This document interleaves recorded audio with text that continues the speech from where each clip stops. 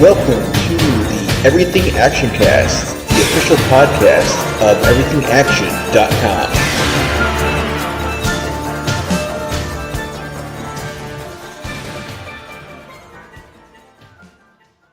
Hello and welcome to the Everything Actioncast podcast for the week of February 5th, 2024. I'm your host, Zach. I'm my co-host, Chris. And yeah, we are bopping our way back to 1979 this week to celebrate the 45th anniversary of The Warriors, the cult classic Walter Hill movie that, its impact is still being felt to this day, 45 years later. I mean, last year, John Wick Chapter 4, like the entire last act of that movie is just The Warriors, basically. Or at least if heavily featured homage to the Warriors, including a DJ sending out poppers to go kill John Wick. So Oh yeah, if this is that was out of nowhere either. There was never anything featured in the trailer. There was only maybe a hint that there was a network in France, but who knew that the French network was going to use a warrior signal? Yeah. That everyone listens to the radio and there's thinly coded messages from a radio DJ.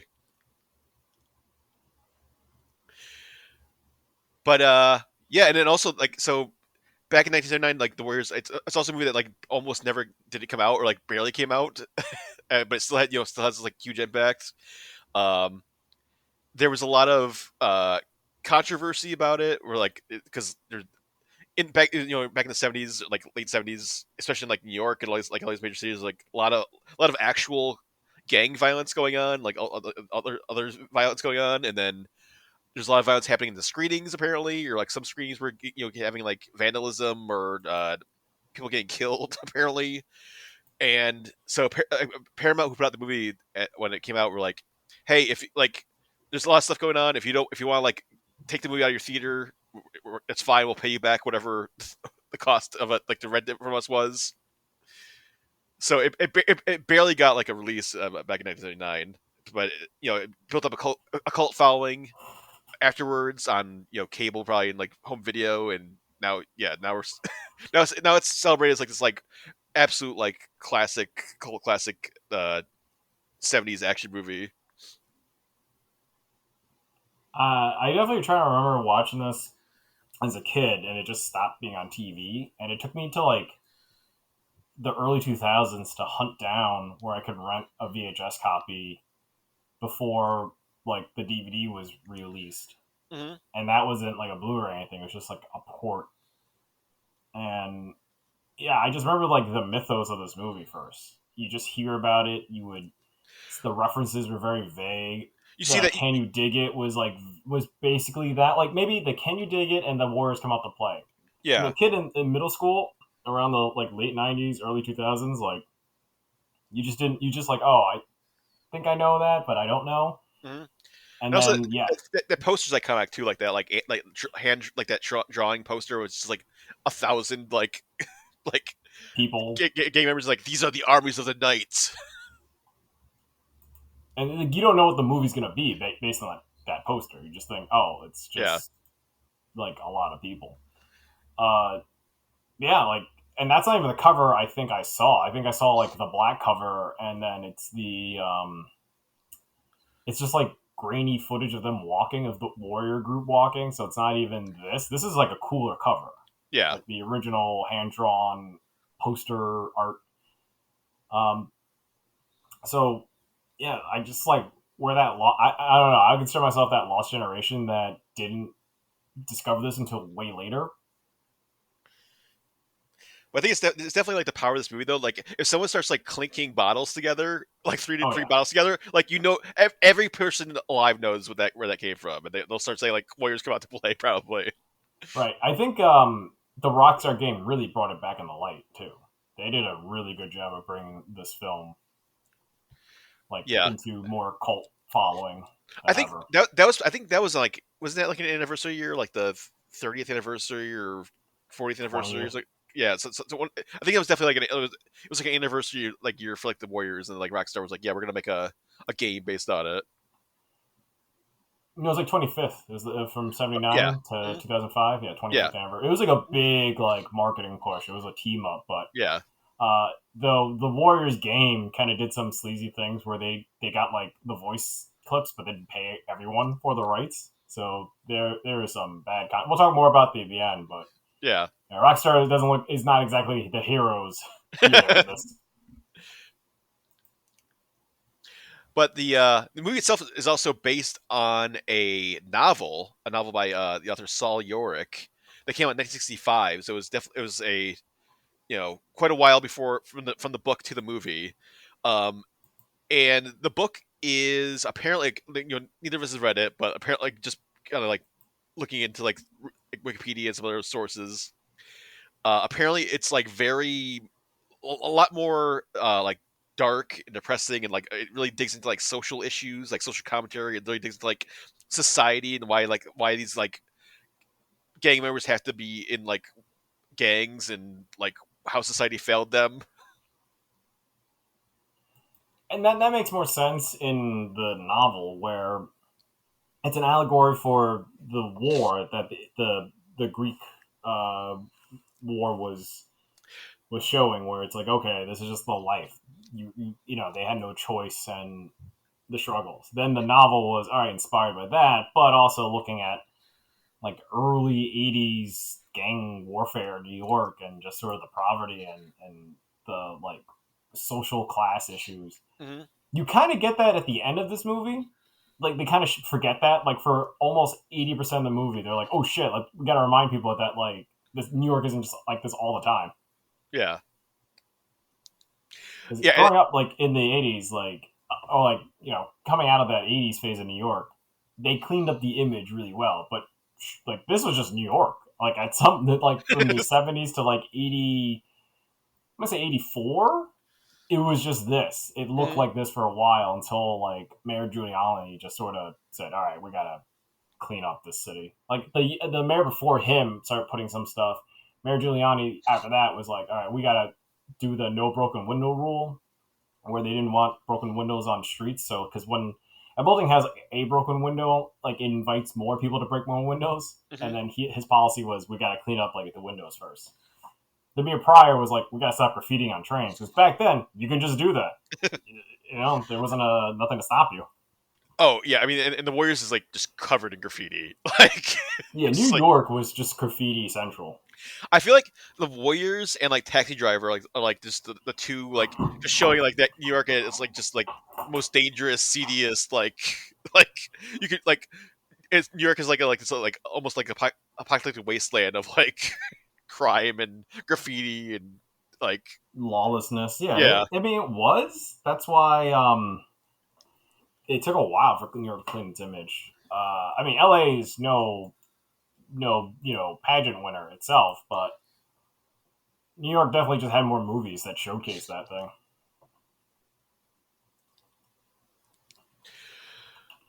But yeah, so the basic premise of the Warriors. I mean, I don't know why you're listening if you haven't seen the Warriors, but if you haven't seen the Warriors, um, it's the gang from Coney Island, the Warriors, are invited to a meeting of every gang in New York City, which is like I don't know if there's hundreds, but like dozens of gangs that each have like their own section of New York. But then there is the leader of the Riffs, that's I guess is like the most powerful gang in the city.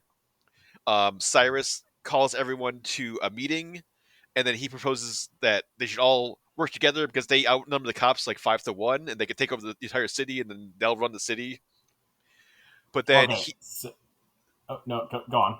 but then he's assassinated by Luther, who is the leader of the Rogues, and who is just like a Weasley maniac who just likes chaos and just does whatever he wants whenever he feels like it.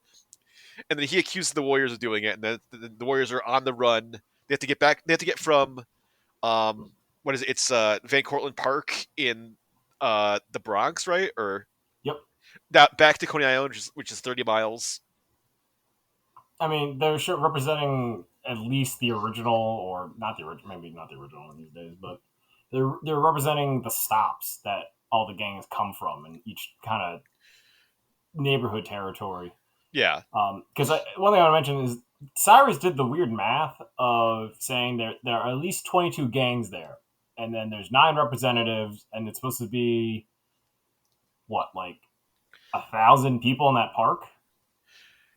Well, I think he says there's 100 gangs there. There's Okay, nine people from each gang, so that's 900 people, and then each gang probably has more people in reserve, and there's also like kind of minor gangs, yeah, unassociated people that they can like bring in, so that like he thinks they have like force of like 60,000 60,000, yeah. I like was like, gang members that they can like go against the cops with, and, like just take over the city. so I'm just thinking like, that's the math kind of works out. I guess I was like doing it. I was like, all right. I mean, it's impressive of sounding it, but it's like unverified. Well, Uh, the Warriors definitely don't seem like they don't have any other reserve members. no, that was like It's just them. everyone. Like yeah, they brought everybody. It's 9 representatives, so that was a requirement. They had to find, like, they look like they barely got 9 together. Yeah. Like the orphans had more than 9 people in their squad. Oh my god, the orphans. But we'll get to that. Yeah. The other thing was, I'm looking at all the gangs that, like, all the things that least list. These are the gangs from just the, I guess the East Coast, like the East side of New York, because they don't mention so much the like Long Island, Staten Island, No. Yeah. all the other like boroughs. It's just mainly Bronx, There's there, Manhattan, and Brooklyn. there's no like Queens Yeah, no gangs. Queens. Yeah, I Yeah. mean, you could go through Queens in the train line. I'm not sure if that's quick. I'm pretty sure it's not. I think now it is because there's better train lines you can branch from. But back then they yeah, you had to go to Union Square. That's sort of the turn. That's where you would hop and then switch to the next train. Hmm. To me, I've done like trying to go from Brooklyn to Manhattan and then Manhattan to the Bronx, and then that I feel like is like a 2 hour train ride, maybe more. But Hmm. they did, apparently it's only 30 miles, and I'm just thinking like, what? That's 30. That can't be 30 miles. Maybe the last stretch is 30 miles, but not the freaking Maybe train ride. yeah, maybe like like as the crow flies, as they say, like maybe like it's a straight like if you could like just like literally go straight from the Van Cortlandt Park to Coney Island, it's like 30 miles. But then No, it can't be. It just, I don't know. I mean, look, yeah, but that's what Wikipedia says. Maybe Wikipedia is not the best source of like, it's not always the best source of info, but it's a long way, especially in like 70s New York, where it's like the Warriors have the cops and all the gangs after them. all right, it's like 44 miles, Okay, and then if you do it by train, I don't know, train time. So it's like a 2 hour train ride, depending on the stops. hmm But I mean, was every train at that hour express? I don't know. I, Anyway, I, I, that's do, just the inner New Yorker in me trying to yeah, figure out like if this is something that is feasible. I do like how they so like the movie like constantly figures out ways to like let them like force them off the train or like not Yes. be able to use the trains like there's like a fire on the tracks at one point, so they have to get off that train. Then it's like they get chased off by the cops from another station, and there's like also like another gang in one station. So like they can't like they take the subway all the way from Coney Island to the park, but then they can't take the subway back from the park to the Coney Island because there's constantly something like interfering with them doing that. That is true. That's I'm like, okay, that's why it's like a whole, I don't know, Odyssey to get back. Yeah, 8 hour ordeal because they start at yeah, night, which I assume is around 9. It's the summer, so maybe like 7, and then they get back on sunrise. yeah. So it's like a long time. But yeah, the gang introduction has a pretty cool sequence at the beginning where they're like talking That's about like everything, trying to catch you up. that Oh, opening's and awesome. mind you, Yeah, the version we watch is the Ultimate Edition that has the Walter Hill introduction. yeah. There's Walter. Yeah. So when Walter Hill was first making this movie, he wanted to have because he felt it had like a very like comic book style and a comic book aesthetic, but he didn't have the money or the time to put it. He wanted to put comic book like transitions in and like comic book like text on it and stuff, but he couldn't do that in the original movie. But then this whenever the like Ultimate Director's Cut came out, on Blu-ray, he was finally able to like put in his what he wanted, which was like these like creep show esque transitions between scenes where it's like it'll stop, it'll turn to a comic book, there'll be like a text on the screen, and it'll go to the next scene. It works for some of it. Like a good amount of it, it works just to speed it up and give you a break and kind of like in those seconds absorb in that scene. Yeah. Some scenes just don't work. Some scenes just add some sort of silliness to it that takes you out of the drama. I think the worst one to me is when the train pulls into Coney Island and it's like an animated train, like an animated like, Oh, at comic the book end. train, and it's just like wow, that looks bad. Like it looks great when it's like it's like you're stopping the act, like freeze framing it and like making a comic book panel, but do like a motion comic thing on it, like does not look good. It looks like an app did it. Yeah. It's like something like an app with a trial date was And animating a frame. yeah, and it also has an intro that like describes the Greek, like the actual like Greek story that both the movie and the novel are based on. Uh, the Anabasis, which is about like Xenophon, this like Greek mercenary leader, and then like he had a force of like 10,000 troops that were caught between. Basically, they went. I think they were like fighting the Persians, and they were caught like behind enemy lines. So they had to fight their way back from like this like very like hostile territory back to like where their home territory was. No, they didn't get to their ship. Yeah, they're trying to get to the ocean because then if they got the ocean, they got their ships. They could get back to Greece or Athens, where they're trying to get to. Which the movie ties in for most of it, but really at the end they kind of have like a more poetic moment with it about seeing the ocean, calling it home, and feeling safe. So I kind of wish that was more involved during some downtime. But like I feel like the ending arc is them trying to go, oh shit, let's be a little poetic. Let's try to cram as much from the silly gang introductions, and then the fighting, and then the I guess like 70s fight choreography. It's a lot of wild punches, and Yeah. karate wasn't prevalent yet, like as a staple. No one knew how to do like kicks.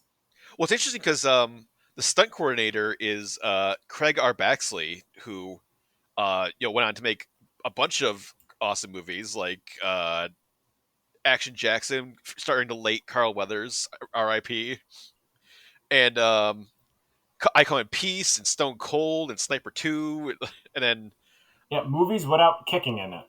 Yeah, he wasn't a martial arts guy.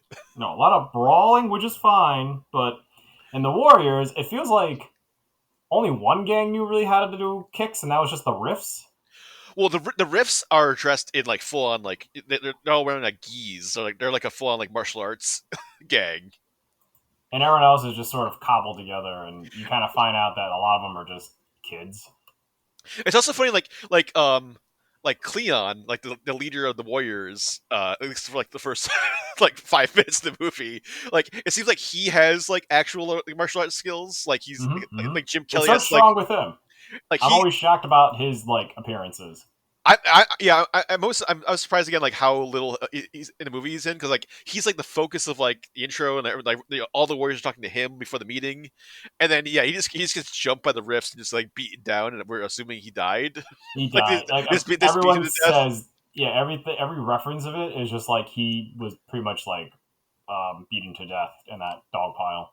Yeah, because that's why they don't question him. They don't do it. It's all like rage from his Cyrus's group.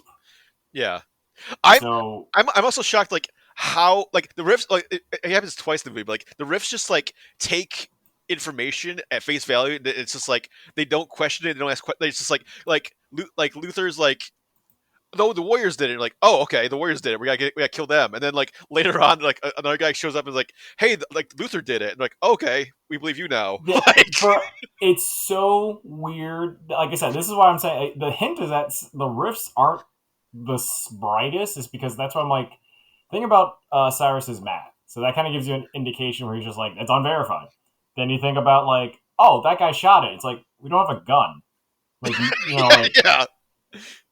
Okay, you think he would use it to save his life from being beaten to death? And then the during the whole time, none of the reports say that the Warriors had a gun while they're running for their lives. All right. The only time that the gun is shown again is at the end, but even and before then, Luther still has it. Like he never like gets rid of the gun or like he tries to never like gets he's rid of it. It's probably got like 5 bullets in it, like yeah. the one spent shell inside of it. So we won't know. Just the risks are like whatever. Like just pointing at a white person will beat them, or like point to somebody. You just tell them, oh, this guy did it. And they'll be like, get him. Tell the DJ, tell the DJ, put the message out, the hit So message. okay, so we're gonna go back a little bit to Cyrus's death and how the Warriors get blamed. Yeah, Cyrus shoots. I mean, Luther shoots Luther Cyrus. shoots Cyrus, and then I forget which warrior exactly. Not Vernon. Fox, Fox. Fox points like it's just staring. He's the only one that stares right at Luther. and he saw it, but he doesn't say anything though. He just runs. Like he should have just been like, oh, like if Luther's saying like, oh, Warriors did it, like Fox should be like, no, I saw Luther do it. Like check him for a gun. He has a fucking gun. Yeah, I Like know. Check the guy with the gun. Obviously, he did it. But yeah, here's another thing. Like, unless do they all know each other? Because like it's hard from a massive mob to like point out which group is what, especially yeah. when the warrior's name is on the back. hmm The rogues, I think like you see their They have like a patch on their back, I think. yeah, on their back. So A lot of them have like kind of like motorcycle gang like coat like jackets or shirts that have like their vests, patch yeah. a vest with like their shirt on the like their name on the back. But other people don't have any like No, identifiable thing. So that's what I'm saying. Like, what happens if it was a gang guy that just had like a blue shirt? How would you know that gang? yeah, But they which do like the as much as I'm bashing it, the only thing that makes sense is that all these gangs don't hide their gang affiliation. That's the one thing. Like the Warriors do bring it up where like they could have easily taken off their vests, yeah, warrior vests, yeah. and that would have saved them the headache. But they said no, like that's not who they are. They'll Mhm. never take off their vests. But then like spoiler alert, like Swan has second thoughts about living this life. Mhm. We won't know, but it makes sense for it. But it's kind of crazy because even then, it's like at the end, it's like he went all for this for his gang, his pride, and it's just like, was this worth it? Yeah. The book goes in that first. The book goes in that like way more.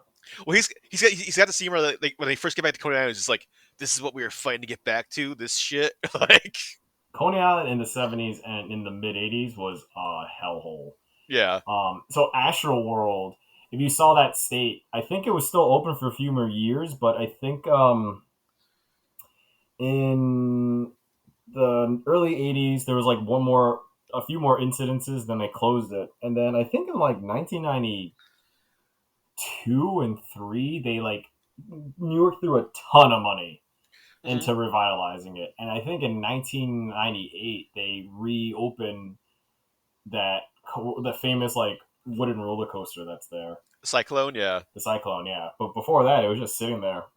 hmm Oh, there's a shot like when they're like walking through like Coney Island. And there's like just a building in the back like collapsing, Oh like yeah. it's like ruins. Like So their base is basically just a shit like it's like a Joker goddamn hangout. yeah, I'm You surprised. don't really see there where they are, but it's just like their hangout is this broadwalk. I know the game goes into it a lot better, but it's not that much better.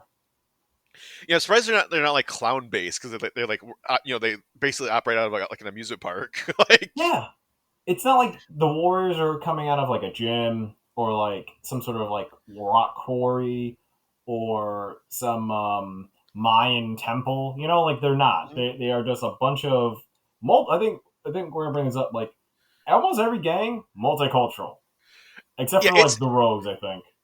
it's kind of it's crazy because there's like not really it's not really any racism. Like no one is like, oh, I hate this gang because they're all black. It's just like, yeah, every gang is like most every gang is like, multiple cultures, like no one cares. Like Yeah, they don't hate him because of like some sort of bias on skin tone, which it's I just thought was pretty progressive. it's just like you're in this other gang. I hate you because you're in like a different gang. That's Yeah, I it. hate you for your colors that you wear voluntarily. I don't hate you Yeah, for your skin. And then, they're all a little sexist, but and then oh my, Ajax was like yeah. by today's standards the worst, but I mean, you're not supposed to like him. No, Even though he is likable to some degree. and James Remar, I feel like he's the like of all the like the Warriors, like he's the one who's definitely had like the biggest career post the Warriors.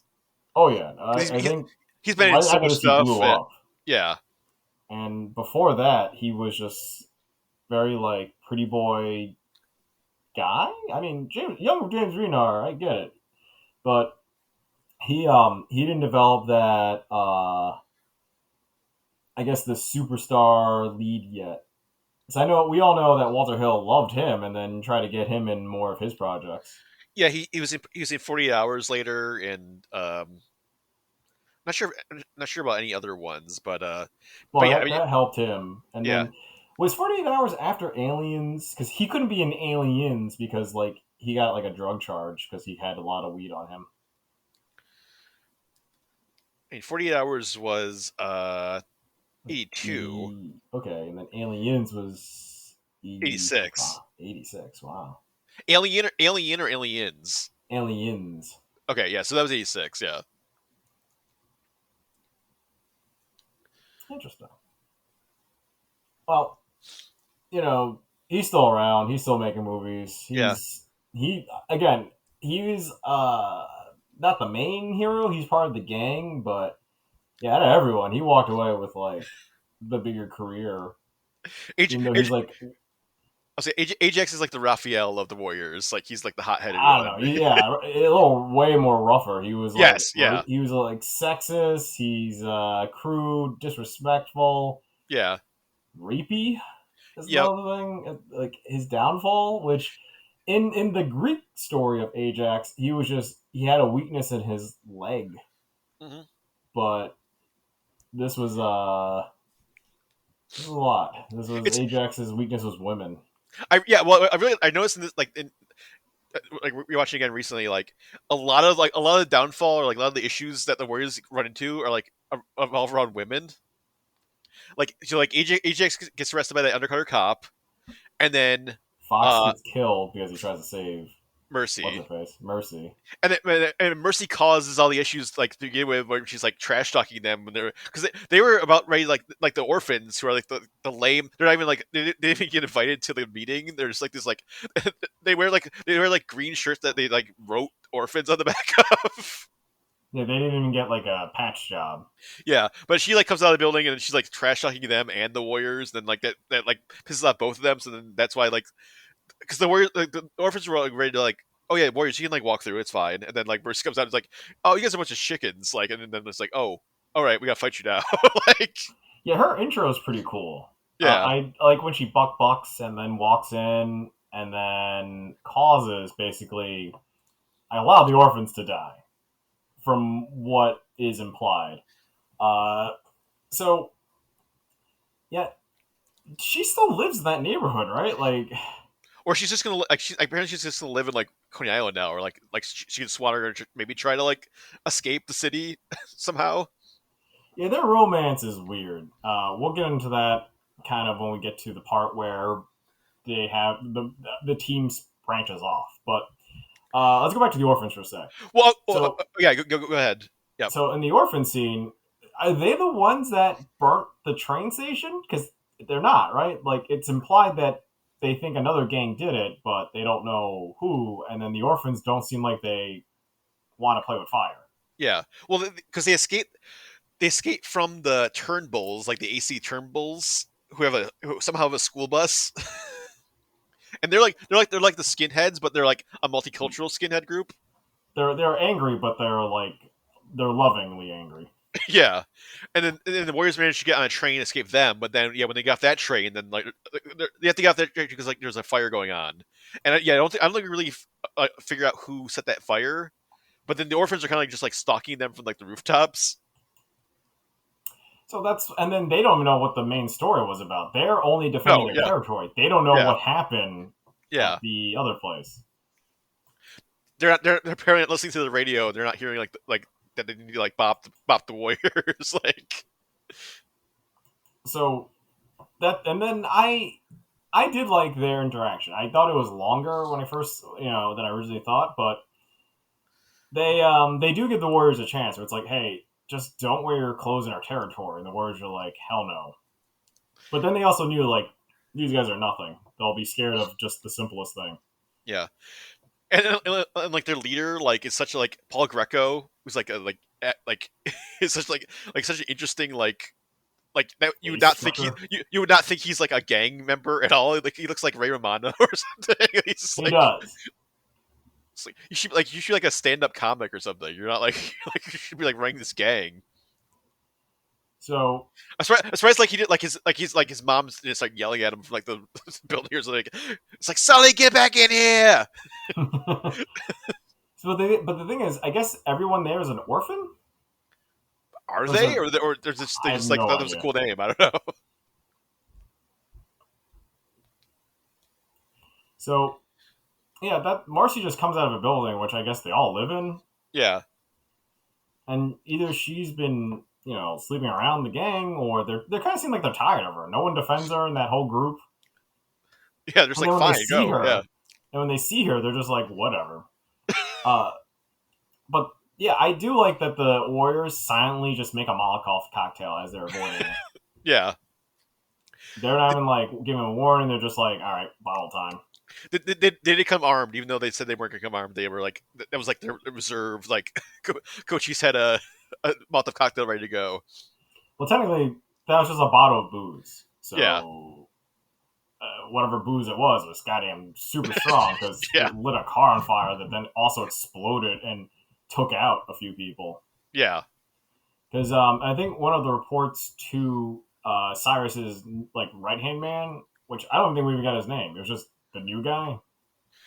Oh, like the riff, like the guy with the sunglasses. Yeah, I don't know. Yeah, yeah. I don't know what his name is. Yeah, Cyrus 2.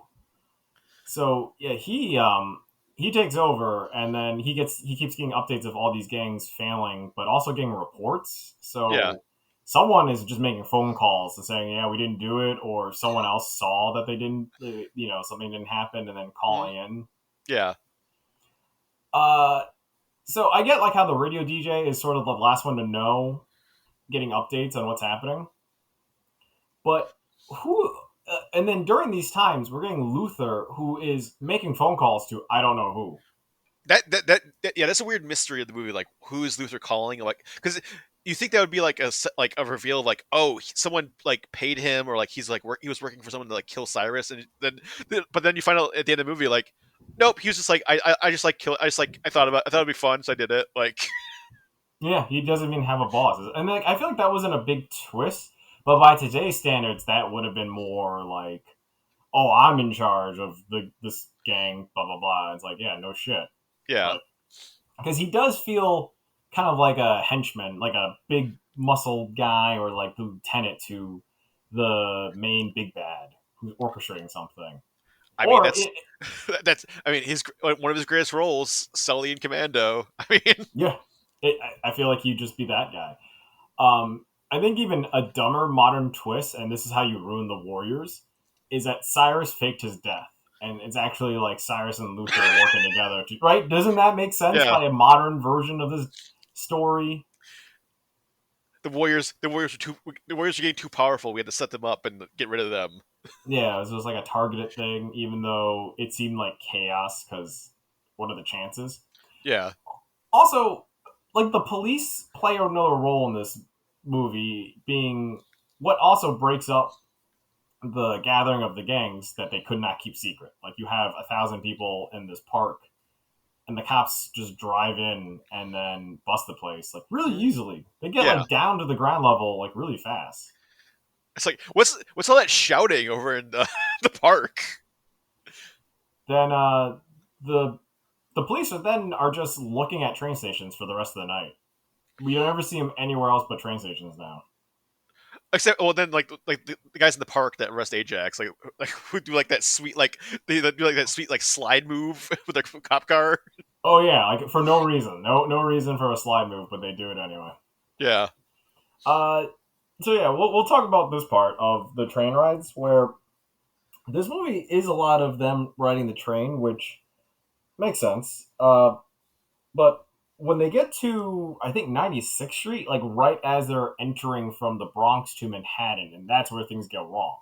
yeah, So that's where the team splits off into different, like almost like a Benny Hill skit of them going upstairs, downstairs, back upstairs, and yeah. then Mhm. I'm confused of where they went next because it just Or like seems yeah, like like who's with who, like because it's like you think like oh like Mercy, you think Swan's going with Mercy, but it's Fox, like the random guy, like one of the random guys, and then he gets like thrown into the subway like tracks by the cops.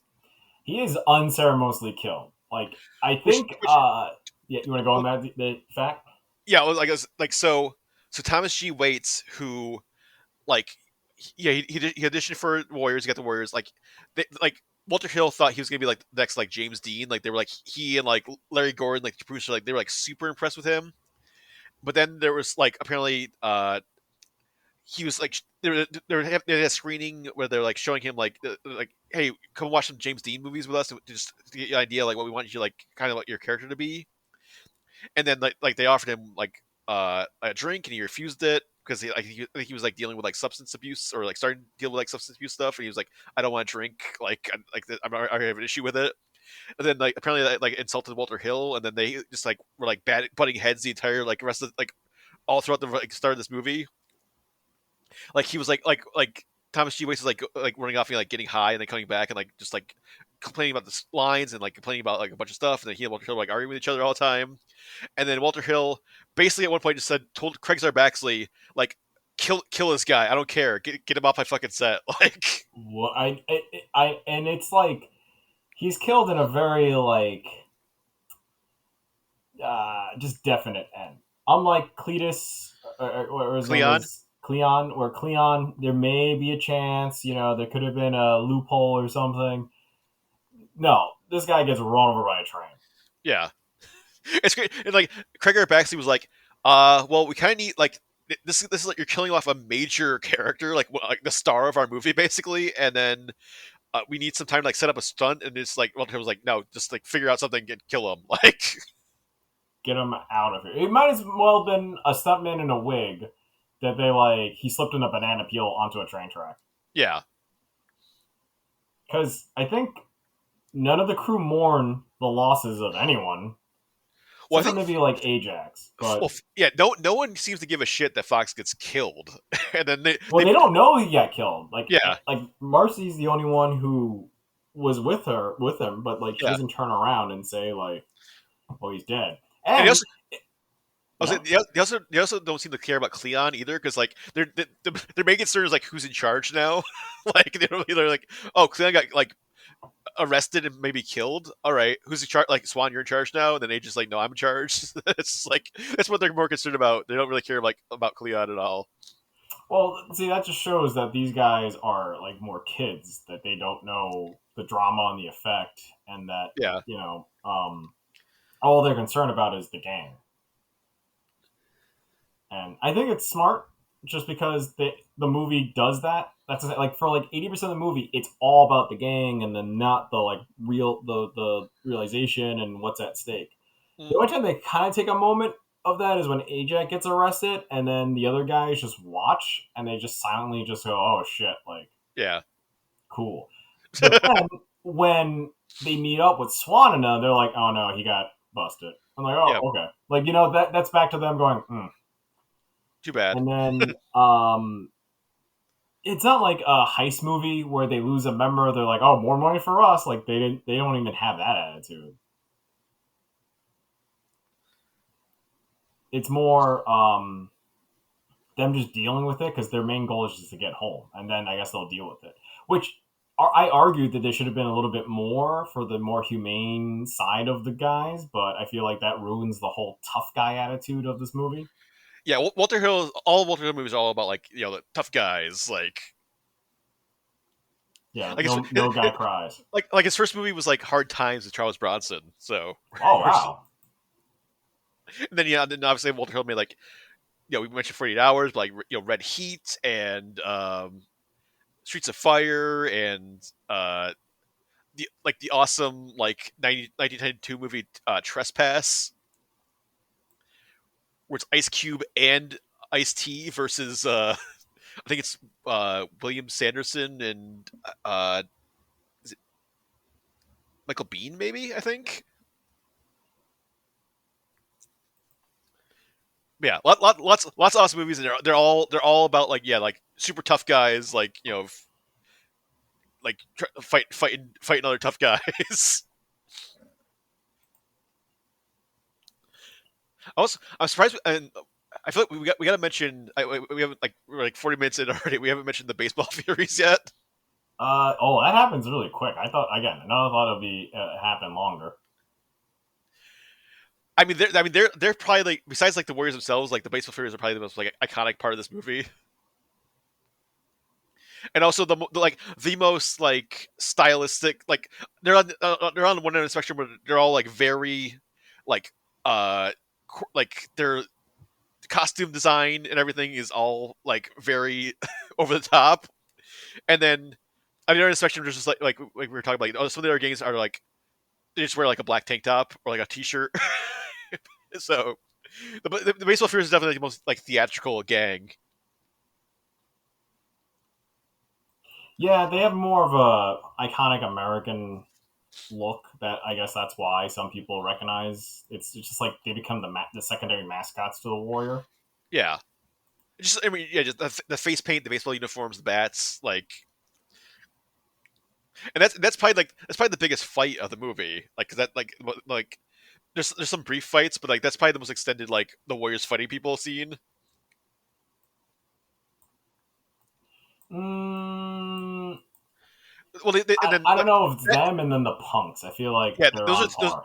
those are probably the two like biggest fights in the movie. I do really love like it's like the main baseball warrior like Fury guy like he's got the yellow and black face paint when he does like his like crazy like bat like he does presents his bat like a sword thing. Yep. And then like Ajax like immediately just like punches him in the face. Uh, Another thing about that is that the Furies, I think, just have the longest running scene. Like they make them do a cardio sprint, almost like a 50-yard dash. Well, everyone runs all the time in this movie. Like that was like one of the like behind the scenes things. It's like when I watched one of the special features on the Blu-ray. It's like there's like, oh yeah, they're like, we need guys who could like run all the time because they're gonna be running all the time. We need it's a physically demanding movie. Oh yeah.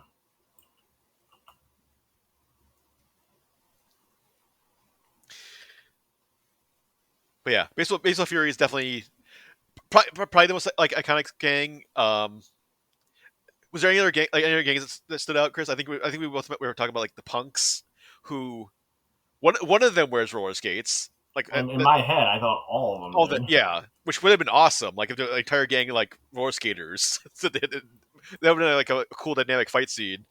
But it's one guy, and then but then their uniform is overalls, and then some sort of like striped or colorful shirt, and they basically look like Gallagher or like an artist, like a painter or something, Yeah, they all look like workers, sculptors. Like yeah, artists, yeah. just like labor artists.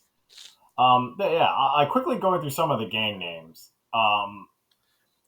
Some of them are pretty like crazy for what they are. Like the Moonrunners, they're Yeah, just like a gang in the Bronx. It's not like they're like they're cultists or something.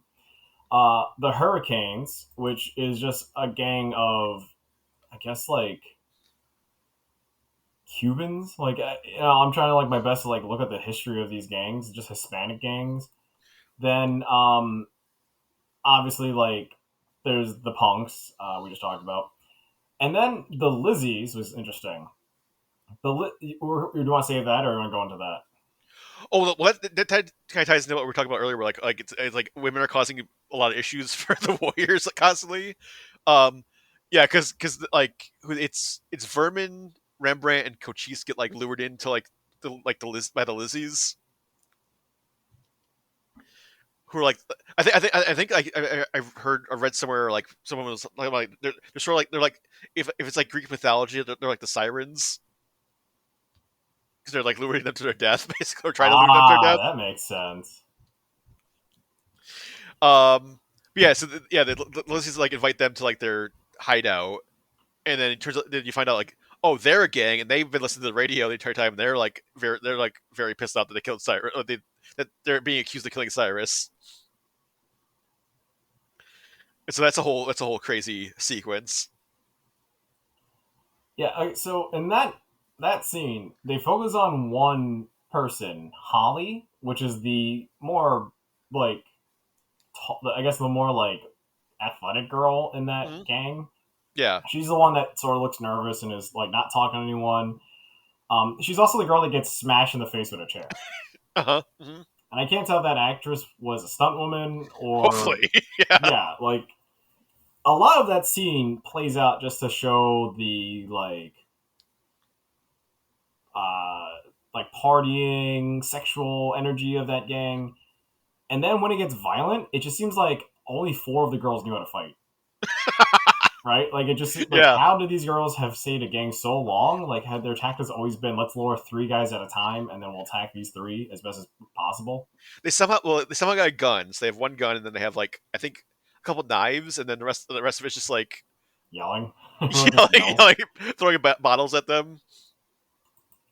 I mean the guys get away pretty Yeah. easily. Hmm. Uh all these girls are pretty like I guess 70s girls, just vague ages, vague what they do. Women, like you said, are the problem. Like they're just like every guy is just like, all right, well, we got nothing to do. Let's try to hit on a girl. It's like, did you guys not learn from Ajax?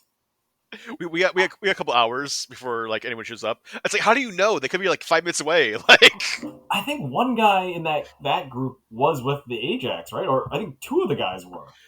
well it was like cowboy who you know is a cowboy because he wears a cowboy hat and I think Snow like those two were like with Ajax and then like they saw him get arrested and then they were trying to get back and then Swan was with Mercy and they were like walking down like the subway in the subway tunnels which I'm shocked there wasn't anyone down in the subway tunnels like anything down like they didn't run into any problems in the subway tunnel. Well, no one thinks walking the subway tunnels between Yeah. 8 blocks or more. Actually, so okay, to give you an idea, I think the train station on 96 and then Union Square, it's like a couple of miles. Hmm. Like he walked that in the mostly in the like faint lighting, and so did Mercy.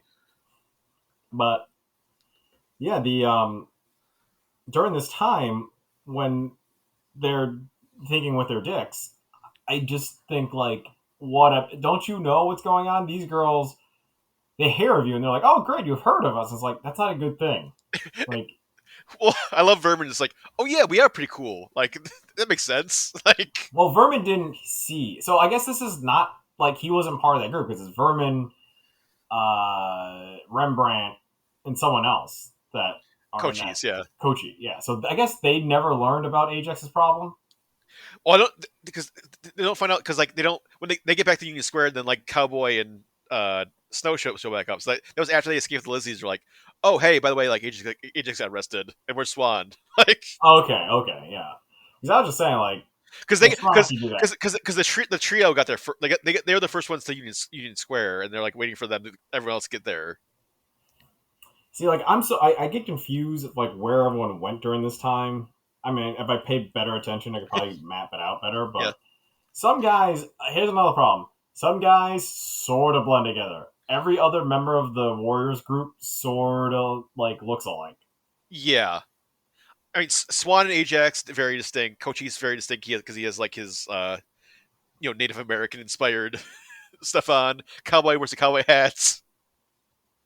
Yeah, then Vermin and Fox could be the same guy. Yeah. Oh, well, I feel like Vermin's a little bit more like he's like the dumb funny guy. Like he's like the comic relief guy of the warrior guys. Yeah, He also he kind of reminds me like Frank Stallone. kind of. But and then yes, Snow doesn't really have much to do this movie. And then it's mentioned like Fox gets like unceremoniously like killed fairly early on, so he's the non-factor. But the the thing is, like, that train station, it just seems like cops come whenever they feel like it, right? Because Mhm. it's like it's crawling with cops, it's not crawling with cops. Cops only watch the one train station, not Union. It's like you would find these junction stations and hang out in them Mhm. because it made it seem like almost all the train stations now are like dangerous, but it just seemed like no, only the top ones are.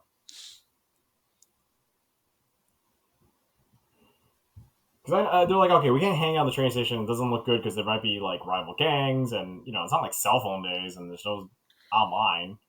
Yeah. So them going to the hangout made sense for all those guys trying to get lured in by the Lizzies. But yeah, like that was a clever thing to do, where it's like they were like Serenes, and then Sirens, yeah. Sirens, and then they just go back to the train station, and the Yep. Lizzies don't follow. They're just like, okay, bye. Well, that didn't work. Yeah, that's what We I'm saying. tried. Like We tried. that's where I'm like, oh, they sort of suck as a gang. At least the other gangs put up a good fight and get knocked out. The Lizzies tried to do the seductress tactic, and that was it. Hmm.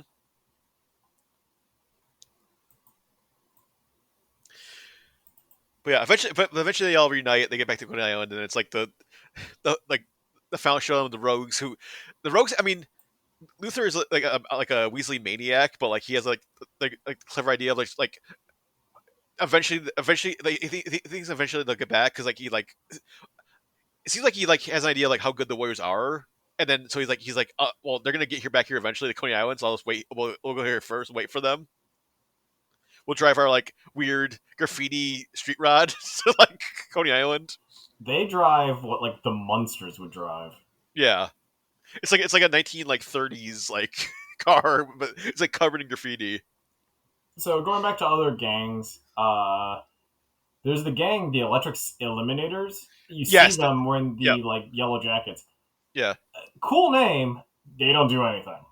It's another like their production costuming is like elaborate and very eye catchy, but like you don't see any of that. I guess because they don't want them to fight in them, just because these costumes probably cost money. yeah. There's also I don't know I'm not sure which gang they are, but like there's like the gang that are basically like dressed like pimps. Oh, shoot, the Boppers. So those are the actual they're the boppers, which is weird because like we were talking I think maybe before we start I'm not sure if we mentioned already, but like the DJ calls like at all like she's like, hey, all you boppers out there, get on the follow the warriors and get them, and it's like so like all gang member like if you're a gang member you're a bopper, but then there's an actual gang called the boppers. Very weird, right? I think they just Yeah. got lazy. The only reason that they that you know that they're the real Boppers is either through the director's cut, like some sort of production note, but in the game you fight against them. Hmm. So in the game, they're like you encounter like the 22 gangs, and they have their little intro, and then there's actually like screenshots of the promotional work. The Boppers is that gang, and I don't know if that was just like some sort of nod, just because they ran out of ideas, and just all right, what have they been calling these gangs? The Boppers. This one's a Bopper too. Like what? Yeah. I feel like they could be called something else. Like in my head, because they're called pimps. Like they could have been the Big P's. They could have been the imps. Like they could have been The some sort hustlers of like hustlers. You see, like it doesn't take a lot of clever like wordplay. It just could be very like simple. But I do like these gang colors and stuff are just things you could just buy. Like it doesn't seem like they put a lot of custom work in finding like the finest silk. I think every other guy's hat isn't the same purple. If you look at a still of the boppers as they're introduced, like they don't have the same color hat. Yeah. Uh, but yeah, that just tells you like that these gangs are sort of just whatever they can cobble together and call themselves a gang. Some guys look nicer. Some guys are just whatever. Uh, but yeah. There is a group called the Satan's Mothers. Yeah, They get like at least they're not. one. They're like an actual like motorcycle gang. I think apparently they're like the Satan Mother's like MC. Wow. Well, they're the version of like Hell's Angels. Yeah. Mm-hmm. Again, it's something where you fight them in the game, so they get more fleshed out. Again, a lot of this, all the trivia, all this is thank God for that video game and someone's fandom.com page that they Yeah. Mm-hmm. groomed. Because the most you get for like pretty much all these gangs, except for like the like what the four or five main gangs that the Warriors actually fight in the movie. Yeah, it's a super brief shot of like probably in like the opening where like they're all like you see all the gangs like the park, and it's just like, oh, who's this gang? I don't know. They're wearing black t-shirts. They called them the Blackies. Like, We're the black tees. yeah, that could have been a gang. Uh, we'll get more into the ending where it's like when it rounds down to the final gangs. But just the fact that I think we mentioned this, where one random gang member shows up to the rifts and goes, "Oh, I know who really shot Cyrus." Yeah. I don't know what this guy was waiting on for all night not to just say. Like, like that guy could have done it that day, that same hour. At the meeting, like he'd have been like if Luther's saying like, oh, like the Warriors did it, like that, whoever that random guy was could have been like, no, it was Luther, he did it, and then Because the movie, of them avoiding things and all that, is they done that because this asshole took his time. Like, did he go to breakfast? This guy, or wait. Yeah. And then they don't communicate that at all to tell the like hit DJ to say, hey, stop putting out hits. No, it's afterwards. Like she's like, oh, sorry about that, Warriors. That was big. It was a big misunderstanding. Here, Our bad. It's consolation. Here's this Joe Walsh song.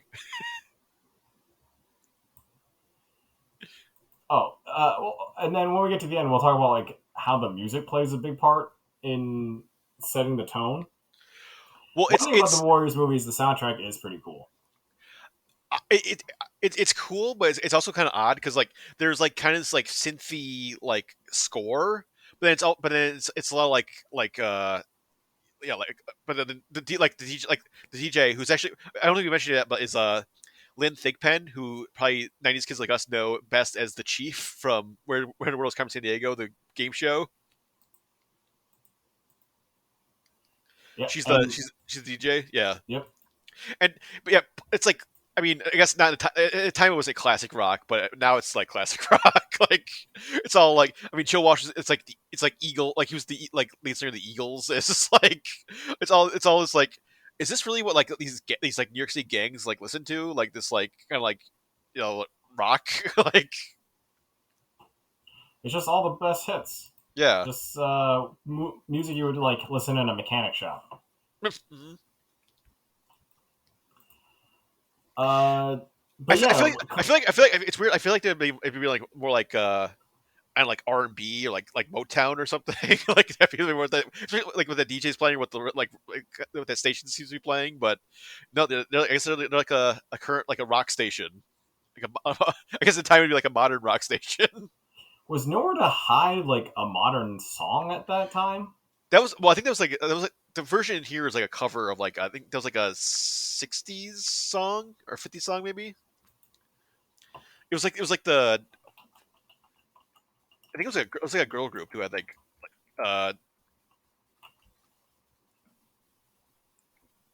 yeah, Martha and the Vandellas. So it was like a 65. It was like a 60s song. I see. And then they redid it again. And there's like a cover. There's like a cover that was in the Warriors.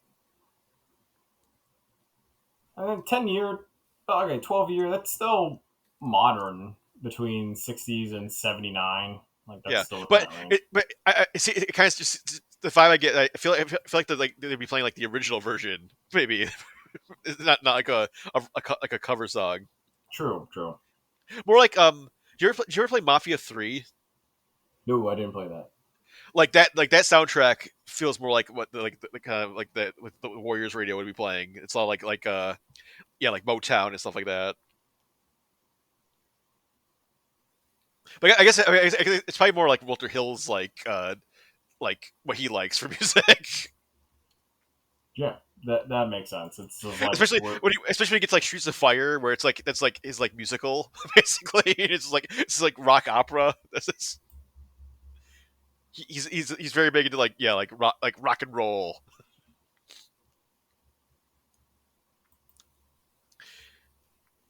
But yeah, the end. So the way everything wraps up.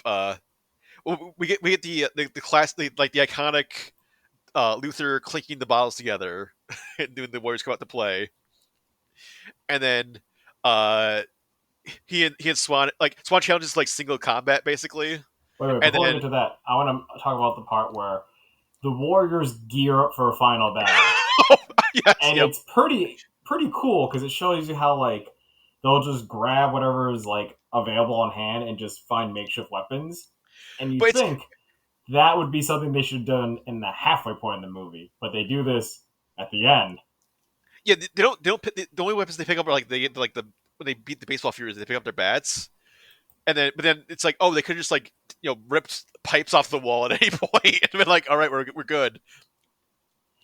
It's also weird, like they're back at their home turf. They don't have a stash of weapons anywhere. They don't have like knives or guns or like, whatever anything else. Well, they Like didn't get to their main hideout. I think they're still on their way to their hideout. yeah, So they just grabbed whatever was like available. But well, Swan finds a knife, or he had a knife, or gets a knife somewhere, like a I think switchblade. he always had a knife, or I don't know where he picked it up either. I thought about that. I was like, what? Because he never uses it at any point until like this final fight, the final sequence here. I do like it wasn't he was. It's not like a movie where it foreshadows him throwing the knife. It's never implied No, he knew yeah, how to throw the knife. yeah, that's not a skill they've like hinted at. Of like, oh man, you watch out, Swan with a knife. Better watch out. Like, Yeah, like no one goes. Swan's specialty is knife throwing. yeah, He's really deadly with his like knife skills. and he can like neo matrix dodge bullets apparently from like point blank range. I want to talk about that scene. Yeah. There's a part where everyone is closely circled around in this scene, right? Yes. Luther is maybe 2 feet away from Swan, Yep. and then behind Swan is just all his friends. All the Warriors. Yeah. And when Luther shoots, it doesn't seem like his shot was like up in the air, on the ground. Like it's just inches away from Swan. But behind Swan is Marcy and like Mercy. Yeah. Like Kochi. Like they're all like how did none of them get hit? Like I thought one of them would have been hit just by accident, crossfire yeah. or something. Right? None. That bullet just goes to space. Because Swan does kind of like he does like a dodge and then like does his knife throw. But it's just like, man, Luther's is the worst shot in the world, or the Warriors have like insane reflexes. Okay, but Luther was able to shoot Kill Cyrus from like from pretty far away.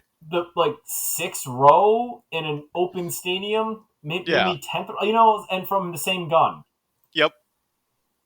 So it's not like Luther downgraded the weapon. It's not like something happened to the gun. It's just he was able. He got knifed in the forearm, and then like no one else starts fighting. His whole rogue gang just sort of goes, oh, well, We lost. Yeah. by the war chief to war chief rule, we just stop everything. That's the rule. Yeah, the rules of single combat. Like whoever wins single combat, that gang wins. But there's a moment between Luther and Swan before they fight where they look, Luther's talking about the water, and then he's like, well, now he's on home territory, and then The sand was another strange thing because it's like we gotta fight him in the sand. It's just like, Yeah, get him to the why sand. Yeah, is that like there's a hidden weapon? Is there like a gimmick about the sand? And just no, he just wanted to well, have like a beautiful fight. it makes sense if all of them were going to fight them, and then like it's like, oh, we know we fought in the sand before and they haven't, so they Yeah, they'll yeah, like lose their footing or something. that's what I thought. I thought, oh, it makes sense that they're more sand fighters than street fighting. You know, some sort of dumb line like that. We gotta go fill your pockets with pocket sand. Yeah, all right, like count of three, everyone do the sand attack and just fucking start kicking sand in everyone's eyes. Yep. But I also like how the Riffs and their 100-man army Yep. just sneak up on this crowd. Yep. And encircle them instantly. And then the Riffs waited for the perfect moment to make their group known. Because Cyrus 2 is like, hey, you guys are pretty good. Like, and it's like, wait, you guys are just ninja trained army militant guys, and half of them don't have real weapons. I think one guy had a kid's hockey stick. Yeah, One guy had a golf club. so many hockey sticks. I was just like the Riffs are big into hockey. Like, Yeah, in the original Riffs headquarters shot, they have like all sorts of martial art weapons. Like they have like yeah, nunchucks, they have like a bow staff. And then you go to the beach scene, and I guess they don't know how to fight in the sand either, so they just have whatever they found. and they're also not wearing their gis anymore. They're wearing like just black t-shirts. Yeah, it's their daytime wear. That's their casual daytime fighting attire. So, I mean, at that point, the movie's just like, let's just try to get to the end, just like the train. And um, the problem is for me is that in the third act, they really reflect upon like why the Warriors even fought to keep their identity as the Warriors because they could have easily taken off their vests and just hid. Mhm. And then Coney Island in the 70s, still a shit show. And then Swan realizes that. He's like the only one that realizes that. Yeah. And then it ends with them just sort of like, and then the next day is going to be like their next adventure. What there's like one yeah there's like wandering on the beach. And then in the Walter Hill, in this cut, they have that, not a single freeze frame, it's the comic panel of them walking, and you see like like their motion being played out. Yeah. It's like three panels of them as they're going down the beach. Hmm. Which I think is fine. I like the original one where as they're walking, you see the pan out and them just sort of like, I don't know, having fun. It's like, no, they need to mourn their losses, and they don't. As they listen to In the City. Yeah.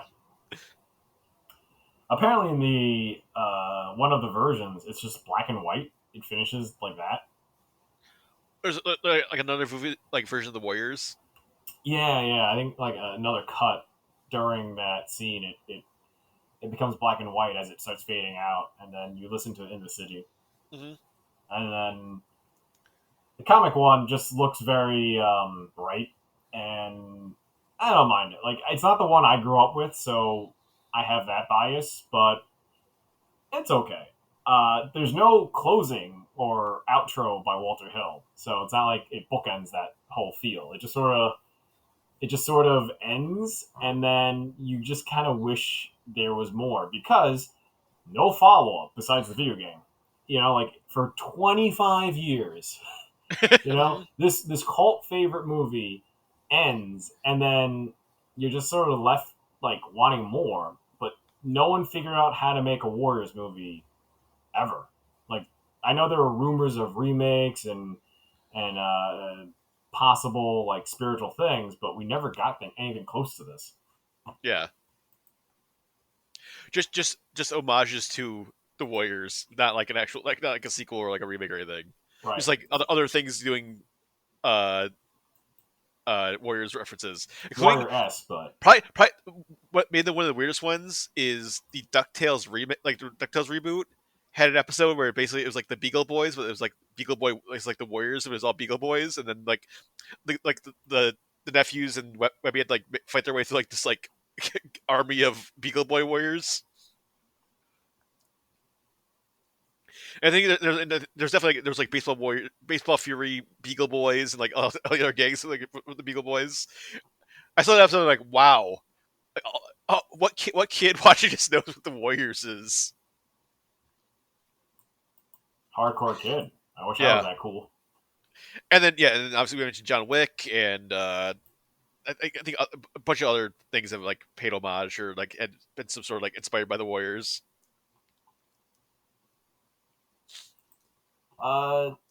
So I know this movie was made on a smaller budget and a rush production just because they were competing against another movie's release schedule, The Mm-hmm. Wanderers. Yes. Which it's like similar premise but completely different vibe. Yeah, the poster makes it look like Grease. And this is what they were worried about. It's like a comedy. It's like a comedy drama movie. It's not like it's not like a thriller action movie.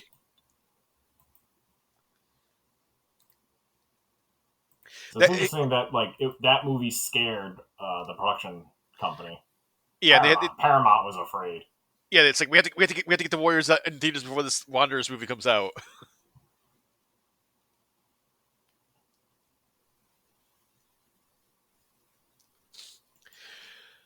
But yeah, I mean, any final thoughts or wrap up for the Warriors, Chris? I kind of wish more of the actors went on to like other bigger projects. Yeah, Like in retrospect, some of these actors, it's like their first big role, and it was David Patrick Kelly's first role ever in a movie. he did amazing, Yeah, for these first timers. it's And I just kind of like wish they had something more of an action follow up because a few of these guys they did like more drama stuff or they did bit characters for Walter Hill, but never to this degree. probably the craziest thing is like Michael Beck, who plays Swan. Like literally, the next movie he did after the Warriors was Xanadu, which is like just tonal whiplash. Like, but then he was also in like Megaforce and Battle Truck. But then I like it seems like what he's like what he does now is like he's like one of the go-to like John Grisham audiobook narrators. Like he's done like tons of John Grisham novels as audiobooks. That's good for him. He reminds me of? He reminds me of like a cousin to what's an actor with a growly voice, and he was in Three Musketeers, and he was in Michael Wincott. Yeah, Michael Wincott. Like he looks like a Michael Wincott type guy. Kinda, yeah. I got that vibe, but yeah, like the movie does seem like they would have been like a fun gang or something to be around, right? Like their energy, the kind of camaraderie that the Warriors movie instills in the gang is pretty cool. Again, the movie has its place. I think it's bad that when at the time of release the society wasn't ready for it, and then nearly impossible to rent. I could not find it at Blockbuster. Mm-hmm. I don't know, just maybe because the New York Blockbuster I went to as a kid like just sucked, so I never really got to rent this movie. It was too dangerous. It make you form your own gang and like go crazy. I didn't have a costume budget to get everyone the same shirt and patches. Mm-hmm. We're the I Love New Yorks. We all wear I Love New York shirts. But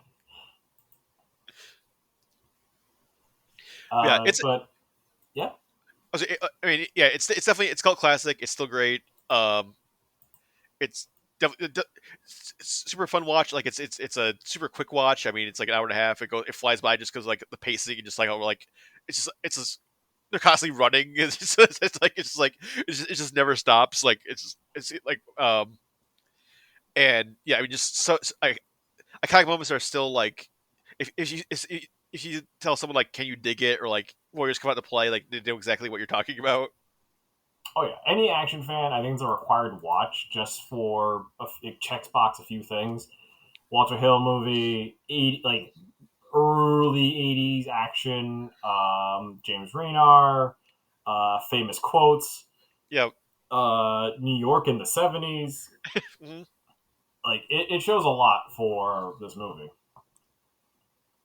Also, it has not been affected by like remakes or um on the like list to do, because I feel like every 10 years someone has the balls to try to like ask for the rights and then they just back off. Mhm. I feel like we talked about this once in one of the podcast reviews where we talked about like someone has the rights to the Warriors and we're like, oh boy, and then it disappears. Well, was there gonna be like a musical or something? Is that like the most recent thing that came out, or is that? I kind of remember you'd say that like that was like maybe Yeah, recently. Lin Manuel Miranda's gonna like is that trying to adapt the Warriors as like a stage musical. I mean, first it better be in New York. This musical, and then even then, Yeah, I'm okay with the Warriors musical. Because musicals don't count as like a full on remake or something. yeah. Musicals respect the source material as much as I'm a fan of musicals. Have done well. I heard the Back to the Future one is like decent. Just what songs are like? I want to hear like the Baseball Fury song or like the like like the Warriors have like their intros like they have like an intro song or something like introducing themselves.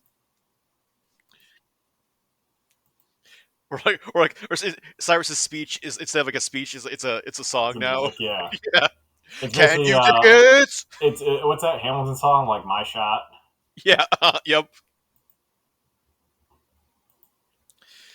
I don't know. I guess we'll see when that comes out, and then um, definitely. I think you mentioned Chris, but definitely if you have not played the Rockstar game, check that out. I think it's definitely it's still available on like PlayStation Store. I know at least you can buy it there. And so it's usually on sale too. Like it's constantly going on sale for like $10 or something. So Worth it for $10. A lot of content for $10. Mhm. But yeah, so happy 40th anniversary to Warriors, and I think that'll do this week's podcast. Come back next week. We'll be talking about another movie. I think we're still trying to figure out exactly what we're going to do, but come back and be surprised, and we'll talk about something else genre related. And you can head over to the main site, check all of our reviews and news and articles. And I got a review of Arga if you want to read what I thought about Matthew Vaughn's latest movie. And we got our Gamebox 2.0 up there if you want to see what games we played in January. And we're going to have our February counter up soon, which we watched the Jackie Chan John Cena team up Hidden Strike. So that's coming up soon for the Lunar New Year celebration this month. So all kinds of stuff. Head over to the site, check all this stuff out. And yeah, so for Chris, I'm Zach, and we will see you next week. For more Everything Action, head to www.everythingaction.com. You can also follow us on Twitter @EVAction, on Facebook by searching for Everything Action, and follow us on Instagram @everything.action. You can also subscribe and get more episodes on Stitcher, Apple Podcasts, and Spotify.